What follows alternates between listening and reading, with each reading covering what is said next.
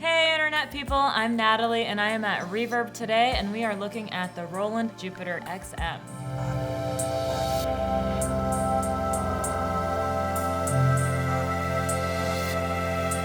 What's great about the Jupiter XM is we're combining both the analog and digital synth world, plus the drum machine world. We have the Jupiter 8, we have the Juno 106, we have the SH 101, and on the digital side we have the modern RD with the piano tones and the XV 5080. And from the drum machine side we have the popular 808, the 909, and even from further back in the day, the CR78. Cool, so when I opened this synth right out of the box, I did want to explore the speaker, the internal speaker, and I thought that was the coolest thing because I've never had a synthesizer that had a speaker in it. Even when I first started playing synths, that was like, what, is this a keyboard? No, it's a synthesizer, there's no speaker, but this one has a speaker in it. So I was like, yo, this is the moment I get to sit on my couch and play a synthesizer because not only does it have a speaker in it, it's also battery operated. So yes, here's the speaker. It does sound pretty good. There's enough bass to kind of get you going. It's pretty loud. Sounds pretty solid. I think what's also cool about having the internal speaker is you can actually feel the vibrations of the synthesizer, so it kind of gives you that acoustic instrument vibe. As you can see, we have our onboard synthesizers. Our preloaded models are right here.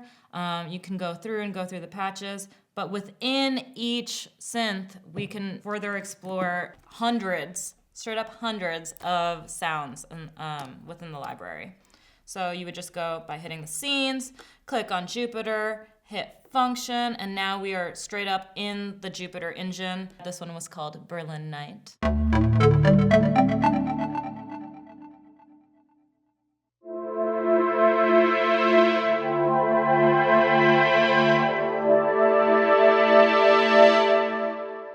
And so on and so on. The library is huge. So for those of you that are more interested in having a just approachable synthesizer where you're like, I don't want to really deal with any of the knobs, though you always can, you can just go through the entire patch library and be entertained for years. Taking a look at the back, you'll see that there are options for both quarter-inch and XLR outputs, both stereo. Of course, you got your MIDI, you have some computer inputs so you can update your software and get even more packs released by Roland. Taking a closer look, you'll also see that there's an XLR input for microphone to be used with a vocoder. Besides just punching and clocking in your library, you can, like any other synth, play with the filter, play with the envelope, turn all the knobs on your oscillator, the LFO. You can even have your counter effects like delay is on here. So if you're not playing with a delay pedal like you may with your synthesizer, there's built-in reverb and delay and chorus.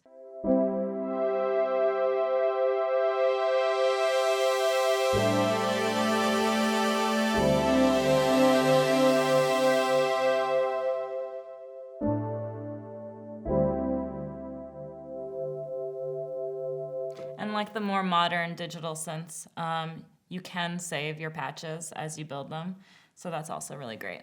The synth also does have an arpeggiator. Each preset does have an arpeggiator with it, so it's not like only some of the library has the arpeggiator.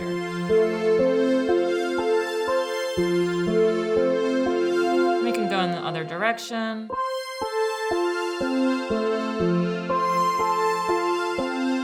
Go up and down.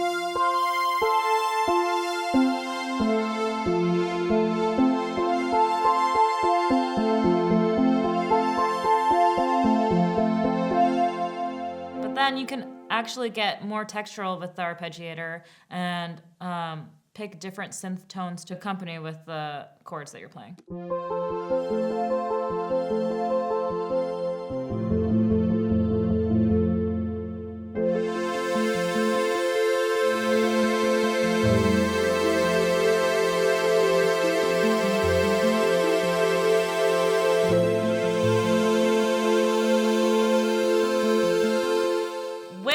That leads me into the rhythm section that's on here. So you can just turn that on. We can keep the arpeggiators going.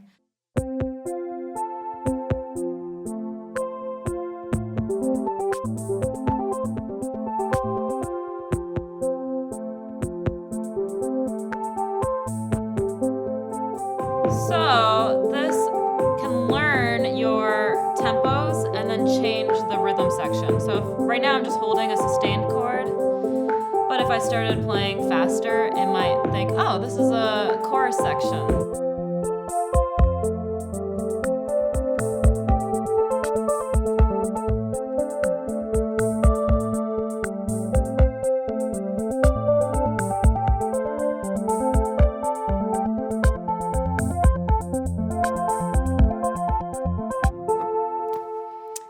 That's really fun, actually. I can do that for hours. And like that, you can see right on the screen, so that this is the 909.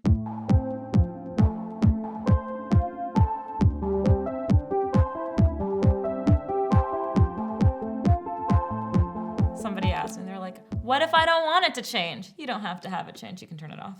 Turn it on, turn your rhythm section on, turn your arpeggiator on just by turning the knobs.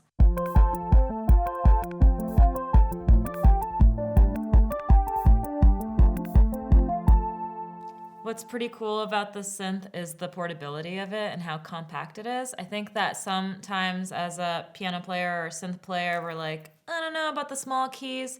I feel like they don't feel tiny, like tiny little keys. I mean, compared to some other small keyboards. We do have 3 octaves, which is awesome, especially if you're trying to get full chords. I think that's been compromised in a lot of smaller synths. But for the trade-off between like not having the weighted keys, you do have touch sensitivity. So.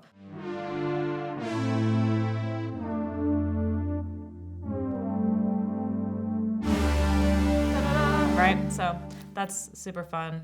The synth is so customizable and also so ready to go right under your fingertips with hundreds of presets. I've actually probably thousands of presets with just turning the knobs, going through the library. So it's great for people that just want to jump directly into playing. You have your full accompaniment there with you with your drum machines and your capability of having 4 synth sounds at the same time with your rhythm section. Or if you're really into twirling knobs, turning them, you can customize your own sounds, save them, and you're good to go getting a deep dive into synthesis.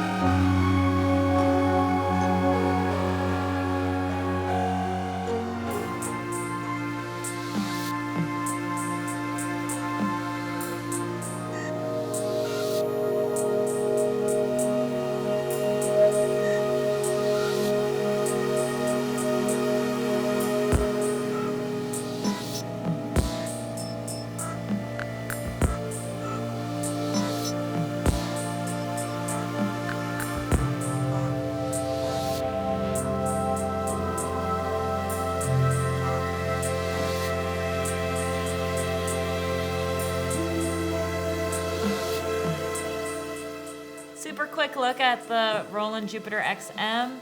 It's a super portable synth with a gajillion options for sounds. You can scope it out on Reverb, and I'll catch you next time.